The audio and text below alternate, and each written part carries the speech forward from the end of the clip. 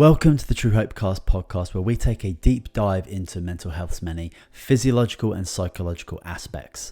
This is the show for you if you're looking for motivation, inspiration, knowledge, and solutions, and that's what we are all about here at True Hope Canada. And True Hope Canada is a mind and body based supplement company dedicated first and foremost to promoting brain and body health through non-invasive nutritional means. For more information about us, you can visit truehopecanada.com. Today on the podcast, though, I welcome back Professor of Psychiatry and Director of the Psychotherapy Program at the University of British Columbia, Dr. John Ogrodniczuk. Now, Dr. John launched a organization called Heads Up Guys in 2015, which is an online resource that supports men in their fight against depression by providing them tools, tips, and information about professional services and success stories. Today, though, we're going to be talking about men's mental health and those key resources. Enjoy the show. Dr. John, welcome back to True Hope Cast. How are you? What's going well? I'm doing great, Simon. Life's going well. It's busy, but well. Awesome. Well, just as an intro, we've had you on the show before. I'm not sure what episode it was, but I'll make sure there's links in there because we really dive deep into the specifics around the birth of Heads Up Guys. It's an amazing organisation, but can you give us a heads up, just an idea of who you are and what it is that you do? Sure. I'm a professor of psychiatry here at the University of British Columbia, and I'm also the founder of Heads Up Guys, and this is a leading global resource that supports men with depression and from all over the world. How is it supporting men? Because I said to you off air a minute ago that I was playing golf, and funny enough, I was playing indoor golf with a bunch of buddies because we all needed to blow off steam, part of our mental health, right? And then Heads Up Guys comes on to Sports Centre, which is just amazing. So, can you tell us a little bit more, like what the resource is really doing for those guys, and how you're actually able to capture that audience who are clearly struggling and searching for answers? Yeah. It's a pretty comprehensive resource. We try to do a number of things. One, we try to educate the public about what depression and suicide actually is. So that mental health literacy piece is a real big part of what we do, including helping guys go through a self-check. This is a screening tool for depression to help guys get a better gauge of where their mental health is at and give them prompts about reaching out to others depending on, where their score is coming in at. And that aspect I just said about reaching out, that's another big thing, encouraging help seeking. And this is help seeking in the broadest sense, whether that's connecting with friends and family, anonymous health lines, or family doc, mental health professionals. We liken it to building your team, and that's a really big part for guys because so many guys have this idea that if they reach out for help, they're losing control. They're losing control of their health, their life. It's a sign of failure or weakness, and it's the absolute opposite. It's a sign of strength and taking control of your health. What are some of the main ways that people are actually finding the site? What's the main, is there a typical pathway to the landing page? The two biggest pathways are organic searches, like on Google. So if you're searching, you type stuff in the box that's relevant to what we do, we come up in the search list. People click that link and they come to us. About half the people come by way of an organic search. Paid searches are also a really important way for people to get out. So we'll put our ad on Google, and if somebody again is searching something, but rather than a search result, our ad comes up, they come that way. And interestingly, we actually get quite high engagement through that particular mechanism. So when people come to the site, they really engage in the site. And then other places or other mechanisms by which people come, it'll be workplaces, having Heads Up Guys as a formal resource, word of mouth, media. We get a lot of media attention as well. So if we're mentioning a story in the news, whether it's print, radio, TV, people will search for us after. So there's a lot of different ways people do come. You mentioned some search terms. Are there anything specific? Obviously, with is it I'm looking for help with my mental health? Because it's very delicate the wording that would go into a search engine. Playing around with the analytics of things like that. It's the wording needs to be quite specific. That especially from the Heads Up Guys perspective, when you're doing ads, you also need to capture that audience. Are there any specific search terms that are like at the top of the list? Actually, when you take out, so Heads Up Guys is becoming more and more well known, so people are searching directly for Heads Up Guys. If you take those out of the equation, the top search terms have to do with some aspect of suicidality. Whether somebody has got a guy in their life that they're trying to support, they're concerned with, my boyfriend is suicidal. That's what people actually type. Or somebody's struggling with suicidality on their own, and it's like people type in, I want to die, how to stop thinking about suicide, these kinds of things. So those are actually the search terms that bring the most people to the site.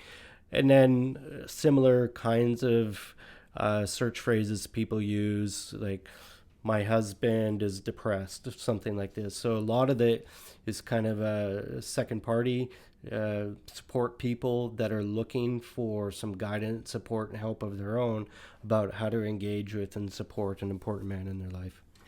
Because that's really important, because I think people like whether it's partners or it's family members or close friends, you can see the change in personality quite quickly with an individual, especially somebody who is maybe like a lot more extroverted and then reverts into like more of an introverted, isolated type of personality. Like that's a big character shift for somebody who previously wasn't like that.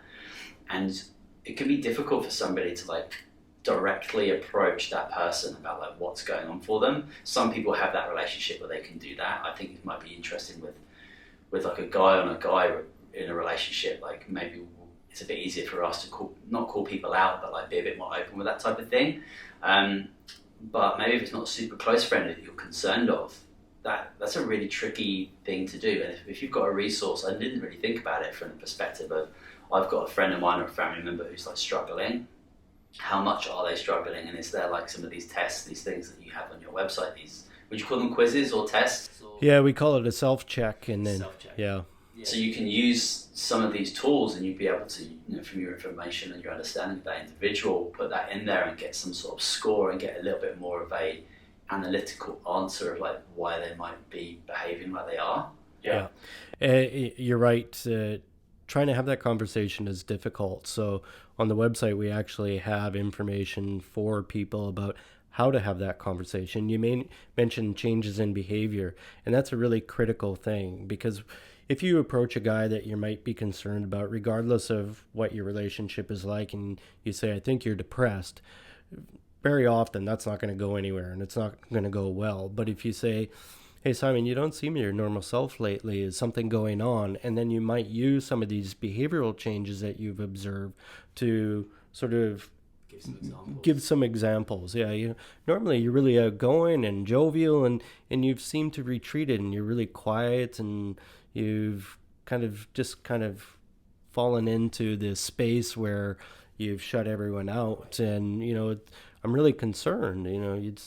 Is something going on? And so just something like that. So you're not accusing somebody of something. You're sharing some observations. You're sharing concern and care. And you're going to have much more success doing that than saying, hey, I think you're depressed. You need to go see somebody. And that just gets a guy's back up, and he's probably not going to respond well to that. Is there like a designation or a psychiatric categorization for that type of questioning, rather than like you look depressed, or like that something's a bit more like direct and splashy? Well, it's really just empathic communication. You have somebody in your life, whether it's a colleague, a husband, a brother, and you're concerned, and you want to communicate that concern in a way that shows empathy and compassion, respect. And so if you approach it from that perspective, that's going to be received a lot better from a guy than if you just come really explicit and too direct. Would you have any recommendations for like female partners and how they might communicate that? Would that be on a very similar? It's exactly the same. And in fact, very often it is a female partner who is reaching out. So we were talking about search terms before. Those search terms are often from the perspective of a female. My husband, my boyfriend, my partner. Absolutely. That's genius. That's really cool. Yeah. How have you seen heads up, guys, evolve. And obviously you get quite a lot of data coming to the website, right, that you're able to analyze and see patterns, which is obviously super valuable to evolve the whole program, the whole project. How have you seen the pandemic in the last 3 years affect those patterns? Like, has traffic just gone through the roof? Like, what have you seen? Well, traffic when COVID first started, it actually went down a lot. And it wasn't just us, it was anything that wasn't COVID related went down because people didn't know what the hell this was. And but over time, people started to appreciate and understand that a lot of the mechanisms that were put in place to mitigate the spread of the virus were having some unintended negative consequences on our health. We are social animals by our nature. We need people in our lives. We need interpersonal connection. And when we are deprived of those opportunities, that's really going to be difficult for a lot of us. And so people started talking more about that. Conversations and discussion about the mental health impacts of COVID were, common discourse in the media. And so people started really thinking and talking a lot about either mental health in general, their own mental health, sharing, and men were part of this. And certainly over the past 3 years, we've seen a big uptick in men reaching out for help. Themselves. Absolutely. And I think in parallel with that is that the utilization of technology to deliver services has actually helped too. Because rather than, my practice being completely in person, now it was all online, and it made it a lot more accessible. So I had guys call me from their garage, their truck, their basement, going out for a walk, a little cubby on a construction site. And I can guarantee you, none of these guys are going to be stepping through that door to come and see me. So that accessibility, that ease of connection with a help provider really helped as well. And so even in my own practice, although it was for a very long time orientated toward men, it's been exclusively men for the last 3 years. It's just so many more men now reaching out. What are some of the psychological aspects of it being a lot easier for men to jump online from their basement or their truck and talk to you rather than coming in and coming through the door? Well, I think there's the pragmatic aspect. It's just easier for them. They don't have to drive, they don't have to find parking, pay for parking, whatever. And so there's that practical element, but also the confidentiality and privacy. And it's like, I can do this anywhere that I feel comfortable. And for a lot of guys coming into a more formal office setting, it's not really comfortable for them. And that setting is it kind of anxiety arousing for a lot of them. And it's like, what is this about? What are the rituals that are in place here? There's other people in the waiting room. What are they going to be thinking of me? Although they're here for the same reason. But these are the concerns that a lot of guys have. And so if they can reach out to me by email and we have a session by Zoom, nobody needs to know, and they can do it, like I said, wherever they're comfortable. And you can really see it in a lot of men. And it's like, for them, it also helps them exercise some control over how they engage with that help. Yeah, men aren't really taught that vulnerability is something that we can exhibit with any type of security. So obviously, coming into like I just think about like so many people who I've seen in movies, also in my own life, like people who like go to like marriage counselling, for example. Like it's always be the wife who really, really wants to go and do it, and there's so much reluctance from the male perspective because we don't have maybe the same relationship with that vulnerability piece. Yeah. And I mean that's just like try to think of some positives that have come out of of COVID, but the fact that you're at like the remote working situation, being able to have remote therapy sessions or whatever that might be, is normal now. It's much more accessible, and obviously, like I'm sure, like clinics that you work in, that you have worked in, they've tailored to be able to do that for people, and you're able to help a lot more people in regards to that as well. Yeah, and I think it speaks to the importance of tailoring our services to meet men's needs and help them feel comfortable engaging with that help, rather than saying, well, this is how we do it, suck it up and get on with it.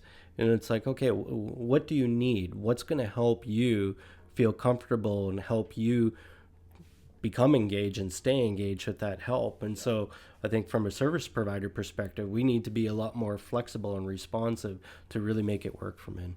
You touched on a couple of bits in regards to like the COVID response and how there are obviously unforeseen a lot of psychological mayhem that happened because of that. Are there any big lessons that we can take from like what happened, what governments all around the world seem to do? Like, are there any big lessons we can take from that from a psychiatric standpoint?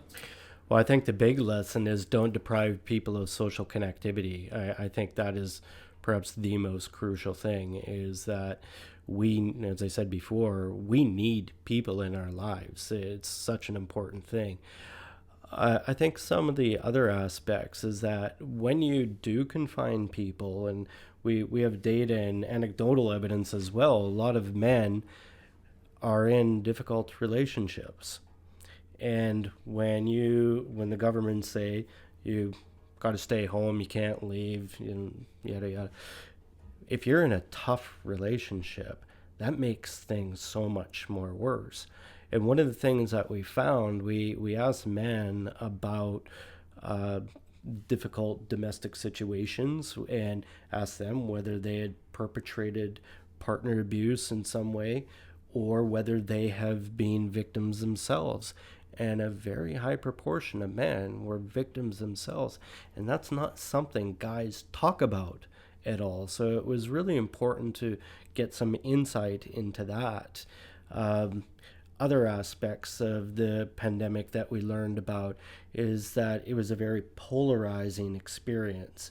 People have different perspectives on a multitude of factors that were all related to it. Yeah. And having empathy and compassion for one another's perspectives, rather than becoming entrenched in one point of view and seeing others as wrong if they don't hold your same point of view, that just creates such discord in society. And so I think if we can be more open-minded and accepting of differing viewpoints, I'm talking about a Pollyanna world right now, it makes everything better. But I think it really is important for all of us to be able to take a step back, to be able to receive a perspective that doesn't necessarily align with ours and give it some space, just as we hope that they do for us. Yeah, I think being aware of your own biases is one of the most powerful things that you can do. Yeah. And recognizing that I think a lot of people lost good friends, lost family members over opinions. Yep.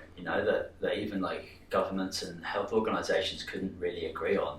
Yep. So quite remarkable circumstances. And if you to lock people up, and those individuals that use drugs, use alcohol, who are dependent on a lot of these things, like that just like goes through the roof. And then I think about like the kids who are involved in like domestic abuse and partners who are involved in it, and like locking people down and not having the more transparency that you're able to, like I could see maybe somebody's partner's like not doing too good, and like you can see the patterns in the kids as well, like all of that like gets shadowed behind doors.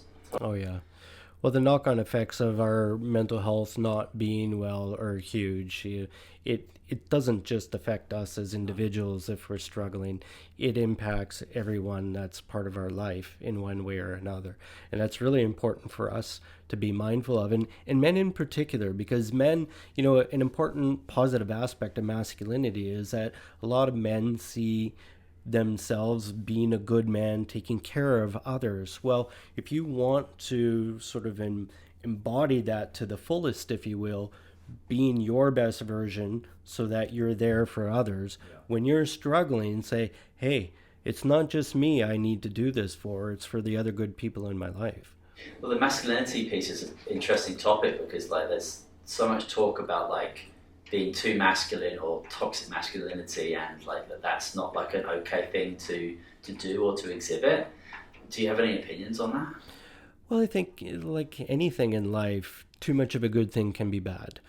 And so to say, you know, there's an aspect of masculinity that's toxic, I don't think that's the right narrative we ought to be talking about. Does it really mean? I don't really know what that really means. No, I don't really know what it means. But let's take the self-reliance as one aspect. So a lot of men, an important aspect of their identity as a strong, competent man is to be self-reliant. And to a certain point, that's actually true for every single one of us as human beings. Sure.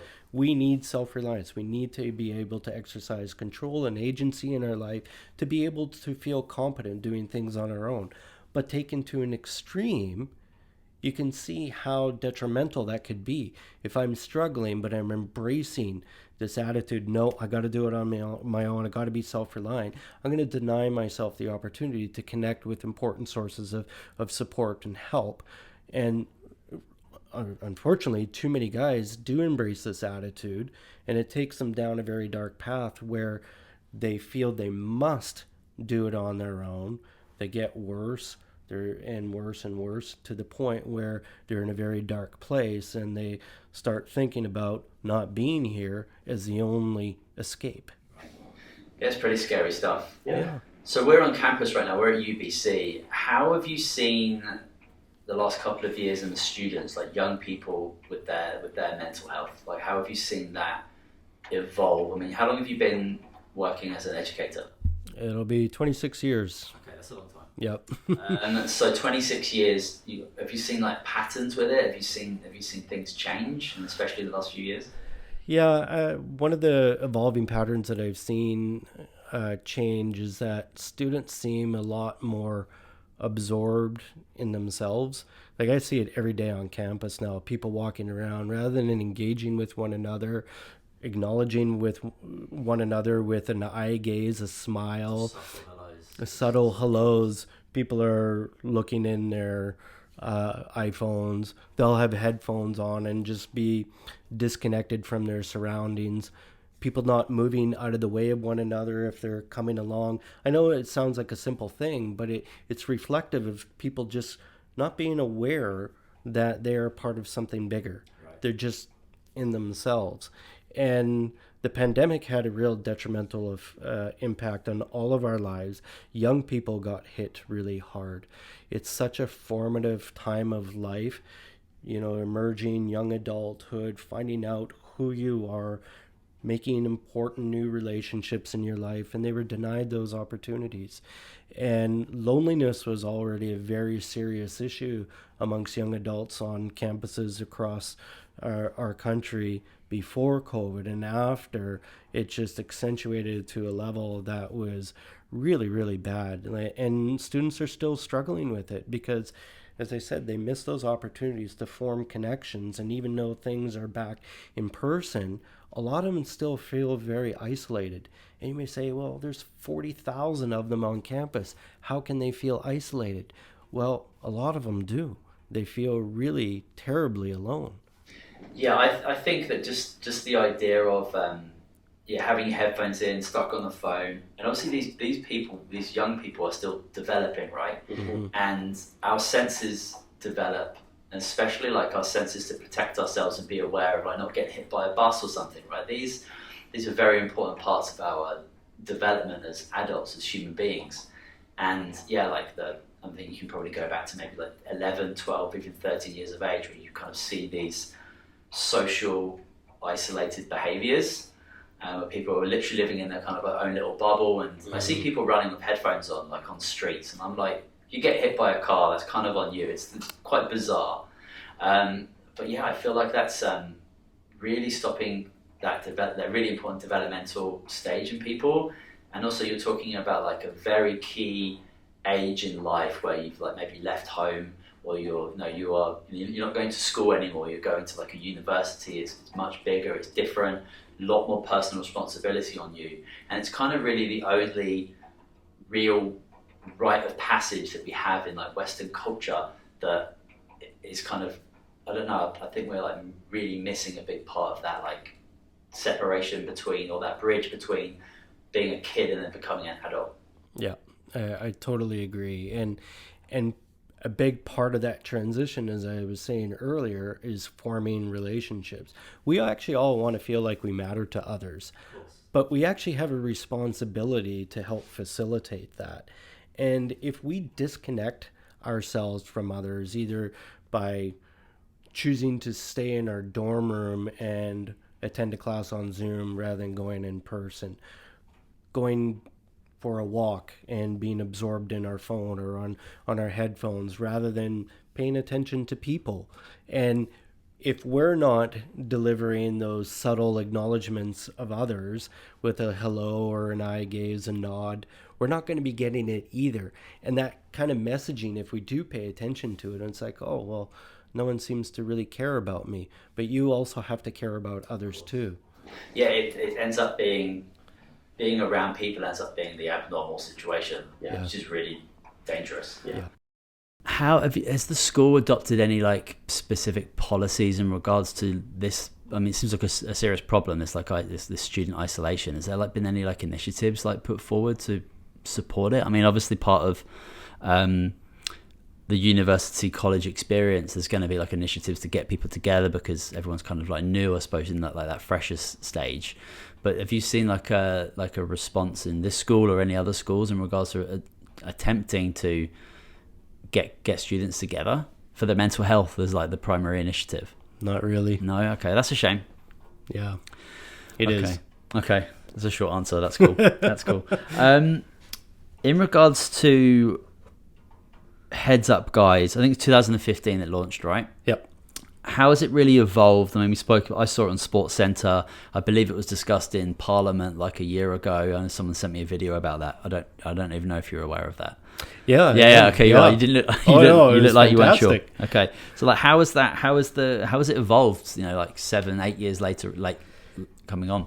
Well, it's been growing year after year, and we're a Canadian resource, and we originally thought we'd just be a Canadian resource at best, but there's a dearth of services and resources available to men who are struggling with depression and suicidality, not only in Canada but globally, really.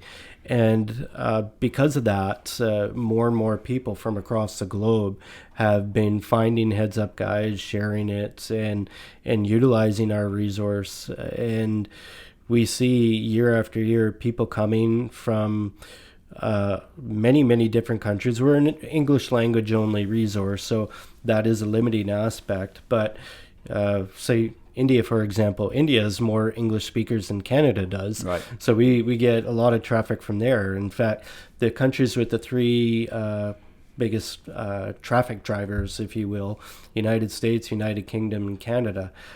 So we're really feeling a need for men globally. And, I would say we do a good job at doing it, but we can't do it all. I wish we could inspire others to Right. either join what we're doing, develop a complementary service or resource so that there's more for men out there. I feel a big responsibility to do our job and do it well, and we try really hard, but there's also this frustrating aspect. We know we can do more, we know we should do more, but there's a limit to what we're actually able to achieve. Are there language changing options within the website? Like if I only speak French, for example, is that an option? No, not within the resource itself.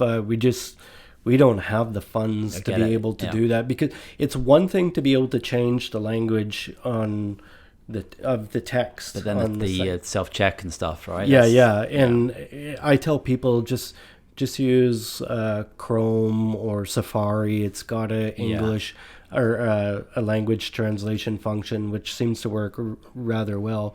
But a big part of delivering our resource is the utilization of social media to engage with the public. And you need people to be able to do that on a daily basis. That's actually a big job. And if we don't have money to hire somebody who can do that from a French perspective or a German perspective, whatever it is, we just can't develop or deliver our resource in full in another language.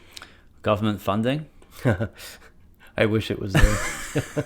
Well, as it grows and it gets bigger and it becomes maybe a little bit more mainstream, and I'm sure that you'll be able to maybe compile data to be able to put forward to potentially get something like that. I mean, that seems like the next big step. Well, we have the data. We have a lot of data. I would argue we are probably the most well-researched mental health resource out there, period. That's big. That's a big claim. Like we have a lot of data, and it's not all about Heads Up Guys and what it does. Mm-hmm. We do research about the people we serve, men with depression, men who are struggling with suicide, to understand what they need so that we can tailor our resource to better serve their needs. Yeah. And so we have that data. It's just that it's been, well, impossible to this point getting government support to deliver a resource. So that's why we rely on the public so much. It's 100% funded by donations from the public.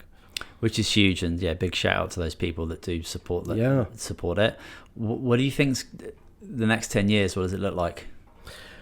Well, I have a lot of grand ambitions. Tell me about them, please. Yeah, one of the things that I really would like us to do, and we're starting to move in this direction already, if you think about service delivery and on the one end of the spectrum, there is just pure self-help, people looking after themselves. On the other is engagement with mental health professionals. But there's a big space in between these two poles of the spectrum. There's honestly probably never going to be enough professional help to serve the need. Right. And so we need to develop capacity in other ways. And one of those ways is peer support. And so if we can help educate the public, help improve mental health literacy, address stigma, address issues around help seeking. And so say you're struggling, and I've been trained, if you will, to be attuned to these issues, how to have conversations around topics of mental health and mental illness. And if I am aware of resources in my local community, you can approach me. We can have that conversation. I can be by your side and help you get connected. That's peer support, really at its core element. And so if we can develop capacity in that way, we're going to do a much better job in helping people get the help that they need when they need it. Yeah, it sounds like, I think of like tribal communities and like a medicine man, like there would be this one person that you would kind of go to, and then they would pass that knowledge down. But having one person maybe within the family that is versed in this information, and you could pass that down and you could like learn it together, and then it goes out to like the neighborhoods and the communities. That would be awesome. Do you think that's some sort of like course that people could take? Yeah, and that's exactly what we want to do. Yeah. We want to develop that course, an online course. People could come and they do it.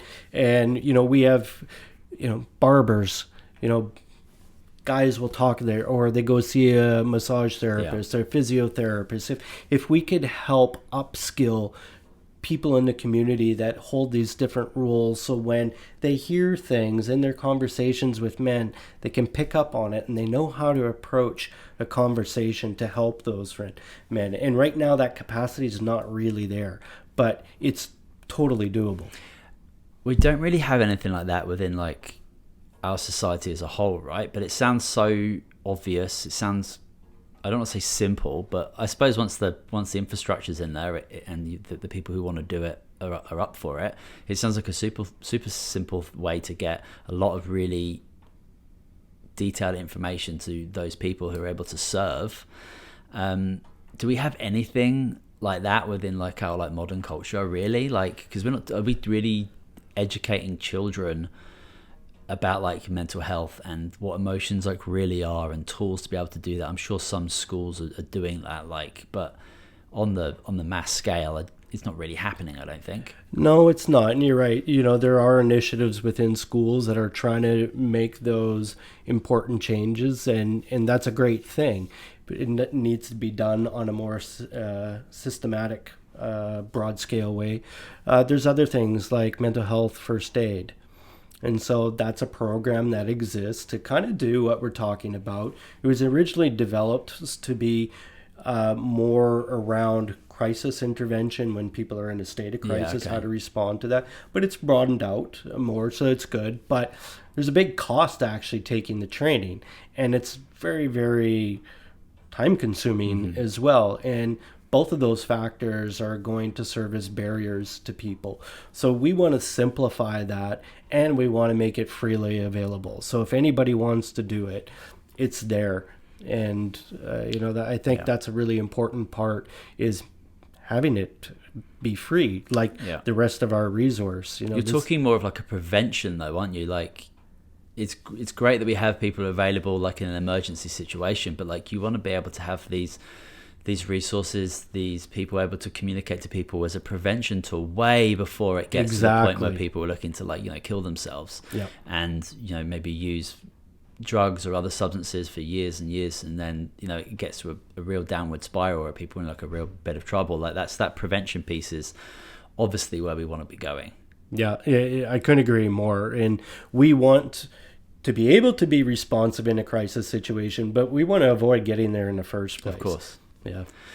Well, Dr. John, thank you so much for your time today. Can you just remind us where we can get connected with Heads Up Guys, and if people are looking to take a self-check or find some other resources within it, where do they go?